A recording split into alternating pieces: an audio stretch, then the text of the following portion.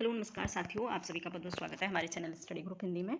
तो जैसा कि आप लोगों को ज्ञात होगा, आपके अपने चैनल स्टडी ग्रुप हिंदी के माध्यम से Hindi TGT PGT NET JR जैसी आदि एग्जाम की तैयारी कराई जाती है।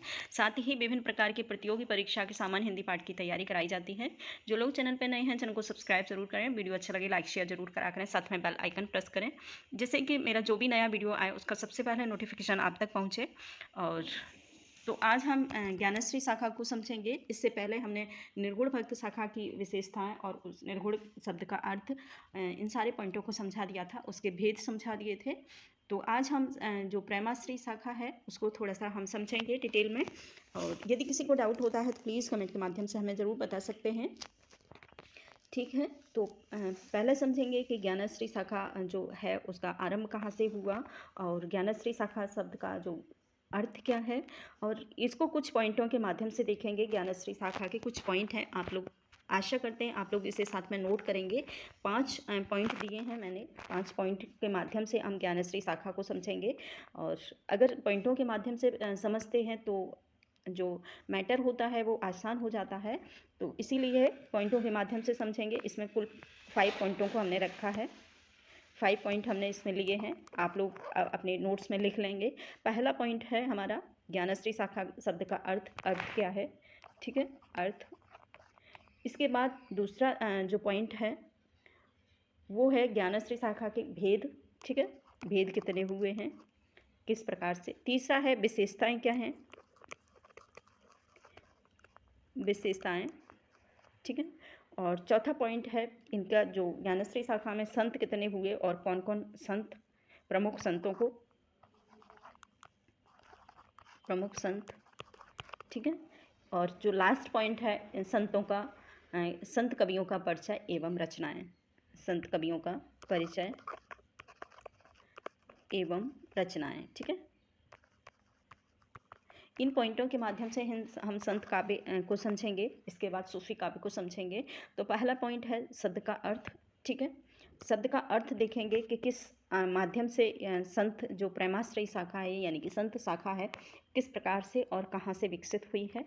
तो आप लोग इन पॉइंटों को अपने नोट्स में ज़रूर मेंशन करें और पॉइंटेड के माध्यम से ही अपने नोट्स बनाएं तो ज़्यादा अच्छा रहता है और अच्छे से समझ आता है। ठीक है, तो पहला जो शब्द है, पहला जो पॉइंट है वो है ज्ञानश्री शाखा का शब्द का अर्थ क्या है। तो देखते हैं। सामान्यतः संतों के द्वारा रचा हुआ साहित्य, सामान्यतः संतों के द्वारा रचा हुआ काव्य संत काव्य कहलाया है। मूल रूप से देखा जाए कि अगर संत काव्य किसी को कहा जाता है तो संतों के द्वारा जो रचनाएं लिखी गई, जो साहित्य लिखा गया, जो काव्य लिखा गया, उसे ही संत का कहा जा सकता है। लेकिन हिंदी साहित्य में ऐसा नहीं है। हिंदी साहित्य में इसका थोड़ा सा अर्थ हटके माना गया है। तो इस अर्थ को देखेंगे हम लोग। हिंदी साहित्य में कहा है कि परंतु हिंदी में निर्गुण जो उपासक थे, निर्गुण काव्य धारा थी जो हमारे हिंदी साहित्य से विकसित धाराएं थी, विकसित भक्तकाल था, उसमें क्या हुआ, एक दो धाराएं विकसित हुई, निर्गुण काव्य धारा और सगुण काव्य धारा। तो निर्गुण उपासक जो थे, निर्गुण उपासक यानी कि ज्ञानश्री कवियों के द्वारा रचा हुआ काव्य या साहित्य संत काव्य कहलाया है। मूल रूप से देखा जाए तो बात एक ही है, बहुत ज़्यादा अंतर नहीं है। लेकिन हिंदी के माध्यम से अगर हम देखेंगे तो यही है कि निर्गुण जो काव्य के कवि थे, निर्गुण काव्य धारा के जो कवि थे, उनके द्वारा जो साहित्य लिखा गया उसे ही हमने संत काव्य का नाम दिया है हिंदी साहित्य में। ठीक है, इसके बाद थोड़ा सा आरंभ देखते हैं। संत काव्य का आरंभ कहाँ से हुआ, यानी कि ज्ञानश्री शाखा का आरंभ कहाँ से हुआ है। तो संत मत का आरंभ, ये आप हेडिंग डाल सकते हैं। संत मत का आरंभ, भारत में संत मत का आरंभ 1267 ईस्वी में संत नामदेव। ठीक है, बहुत ही महत्वपूर्ण ये है। संत नामदेव बहुत बार आता है एग्जाम में। विठोबा के भक्त भी इन्हें कहा जाता है। तो आप लोग ये पूरी लाइन बहुत इंपॉर्टेंट है, आप जरूर लिखें। प्रश्न बनता है कि भारत में संत मत का आरंभ कब से माना जाता है, तो 1267 ईस्वी है। बहुत ही महत्वपूर्ण लाइन है। आप लोग इस रचना की, इस ग्रंथ की हर एक लाइन महत्वपूर्ण है। तो आप सभी से रिक्वेस्ट है कि हर लाइन को अपने एकदम इम्पोर्टेंट बनाकर ही लिखें। ठीक है, तो इसमें देखा है कि भारत में जो संत काव्य यानी कि संत मत का आरंभ 1267 ईस्वी में है।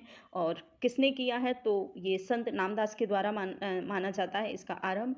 और इन्हें विठोबा का भक्त भी कहा जाता है, क्योंकि ये इनका जो जन्म स्थल था वो विठोबा था, इसीलिए इन्हें विठोबा का भक्त भी कहा जाता है, के द्वारा हुआ माना जाता है। ठीक है, विठोबा के भक्त नामदास के द्वारा माना जाता है और इसका आरंभ हुआ है वो 1267 ईस्वी में हुआ है।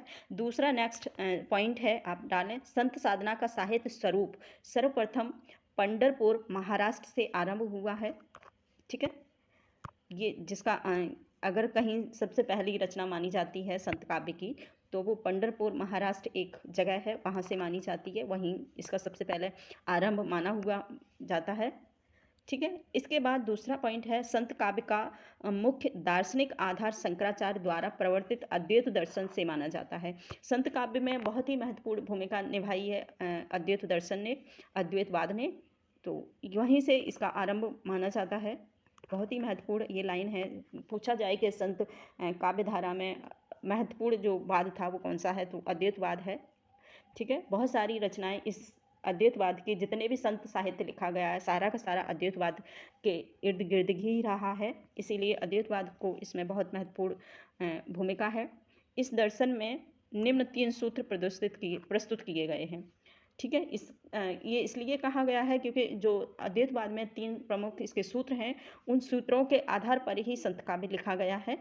ठीक है, तो पहला सूत्र है ब्रह्म सत्य और जगत मिथ्या। ठीक है, पहला जो अद्वैतवाद का सूत्र है वो ब्रह्म यानी कि भगवान सत्य है, और सारा संपूर्ण जो जगत है वो मिथ्या है, झूठा है, असत्य है।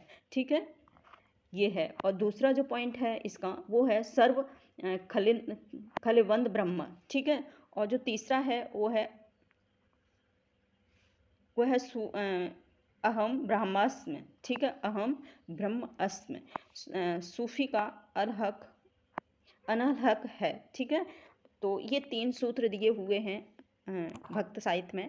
तो इन तीनों के साहित्य के वो अद्वैतवाद में इन तीनों जो पॉइंट हैं, इन्हीं के इर्द गिर्द भक्त साहित्य जो बना है वो भक्त साहित्य यहीं से निर्मित होता है।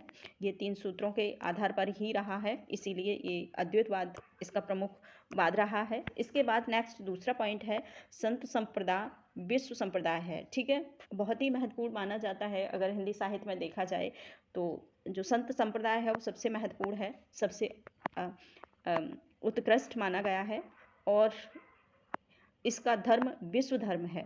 इस विश्व धर्म का मूलाधार हृदय की पवित्रता है। ठीक है, ये मूल शब्द हैं, ये यानी कि भक्त वो संत काव्य का प्रमुख अर्थ। ठीक है, आप लोग सही से समझ पाएंगे। और फिर इसका आता है भेद। तो ज्ञानश्री शाखा के 2 भेद किए गए हैं, एक संत काव्य, दूसरा है सूफी काव्य। ठीक है, ये हैं ज्ञानश्री। फिर लास्ट में आती हैं इसकी विशेषताएं हैं। ठीक है, विशेषताएं अब इसके बाद हम देखेंगे कि संत काव्य में कौन कौन सी विशेषताएं रही हैं। ठीक है, तो विशेषताएं देखेंगे हम। विशेषताएं आप लोग चाहें तो कुछ पॉइंटों के माध्यम से लिख सकते हैं या फिर डायरेक्ट भी लिख सकते हैं। सिर्फ विशेषताएं बताएंगे, उनकी व्याख्या नहीं, क्योंकि व्याख्या अगर बताने चलेंगे तो अथाह इसमें अपार है। व्याख्या को थोड़ा सा समझेंगे और नेक्स्ट इसकी केवल पॉइंट लिखेंगे। तो पहला है ब्रह्म, निर्गुण ब्रह्म की उपासना।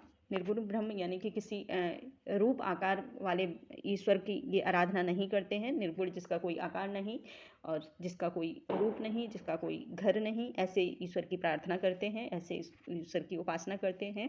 दूसरा पॉइंट है गुरु की महिमा, यानी कि गुरु को अधिक महत्व देते हैं निर्गुण संत कवि। ठीक है, तो जैसे कहा जाता है, गुरु गोविंद दोनों खड़े, काके लागे पाएँ, बलिहारी गुरु आपने गोविंद यो बताए। ये प्रमुख पंक्तियां हैं। इसके बाद है योग भक्ति का समन्वय। योग और भक्ति दोनों में समन्वय बिठा के चले हैं ये लोग। दूसरा है अनुभूति की प्रामाणिकता एवं शास्त्र ज्ञान की अनावश्यकता। ठीक है, अनुभूति को ही ये विशेष मानते हैं, ना कि जो वेद पुराण और साहित्य को ये महत्व नहीं देते हैं सूफी कवि, वो संत कवि। इसके बाद आडंबरों का इन्होंने विरोध किया है। ठीक है। इसके बाद दूसरा पॉइंट बनता है सामाजिक विशेषताएं। सामाजिक विशेषताएं देखेंगे इनका जातिवाद का विरोध किया है, ठीक है, और समानता प्रेम पर बल दिया है। इन्होंने सबको समान माना है, जातिवाद का खंडन किया है, बहुत ज़्यादा खंडन किया है इन्होंने, है ना। इसके बाद दूसरा है शिल्पगत विशेषताएं हैं। तो मुक्तक काव्य इन्होंने लिखा है, जितना भी संत काव्य में जो काव्य लिखा गया है वो मूल रूप से मुक्तक काव्य लिखा गया है, प्रबंध काव्य और खंड काव्य नहीं लिखे हैं इन्होंने, मुक्तक काव्य लिखे हैं। इसके बाद सदोकड़ी भाषा का प्रयोग किया है। सदोकड़ी भाषा आप जानते हैं, जिनमें कोई ग्रामीण अंचल और विभिन्न क्षेत्रों की भाषाओं का जो मिश्रण है उसे ही सदोकड़ी भाषा कहा है। और सदोकड़ी भाषा जो कहा है वो आप लोग लिख लें, रामचंद्र शुक्ल ने कहा है, रामचंद्र शुक्ल ने माना है। जो संत कवियों की भाषा है उसे सदोकड़ी रामचंद्र शुक्ल ने माना है, ठीक है। इसके बाद उलट बांसियाँ इनकी एक प्रमुख शैली रही है। उलट बांसियाँ इन्होंने जो प्रकट अर्थ से उल्टा कथन कहना है, अर्थ कोई दूसरा है और इनका कथन उस अर्थ के एकदम विपरीत जाता है, यही इनकी उलटवासियों की विशेषता रही है। और उलटवासियाँ संत काव्य की सबसे बड़ी विशेषता है। तो आप लोग इस चीज़ को समझ लें। उलटवासियाँ यानी कि जो अर्थ है उसका विपरीत अर्थ शब्द ही इनका उलटवासियाँ हैं। जैसे आप लोग समझ लें, जैसे ओढ़े कंबल, नहीं क्या है, नदी बिच नाव बिच नदी डूबती है, डूबी जात। इनकी एक पंक्ति है, लास्ट वाली लाइन नहीं मुझे याद आ रही है। नाव नदी बिच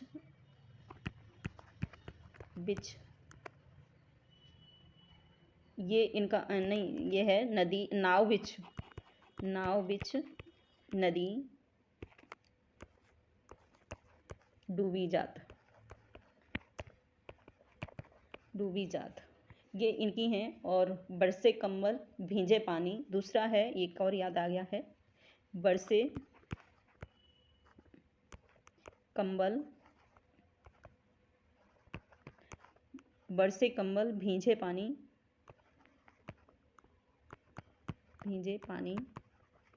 इस प्रकार से इन्होंने उलटवासियाँ अपने जो कथन के एकदम विपरीत होती हैं, ठीक है। इसके बाद पौराणिक संदर्भ में हठ योग का बहुत महत्वपूर्ण इन्होंने संत कवियों में रहा है।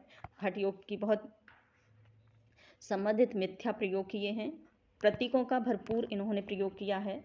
काहेरी नलिनी तु काहे कुमलानी, इनका बहुत इन्होंने किसी को एक प्रतीक मानकर किसी की व्याख्या की है, ठीक है। तो ये इनकी प्रमुख विशेषताएं हैं। नेक्स्ट जो हम देखेंगे उसमें देखेंगे, नेक्स्ट पॉइंट है लास्ट वाला, वो है संत कवियों का परिचय और प्रमुख संत कवि, वो हम नेक्स्ट वीडियो में देखेंगे। और आप सभी से रिक्वेस्ट है कि आप ज़रूर से ज़रूर वीडियो को शेयर करा करें और एक लाइक ज़रूर दे दिया करें। तो और यदि किसी को डाउट है तो कमेंट के माध्यम से हमें ज़रूर बताएं। तो थैंक यू।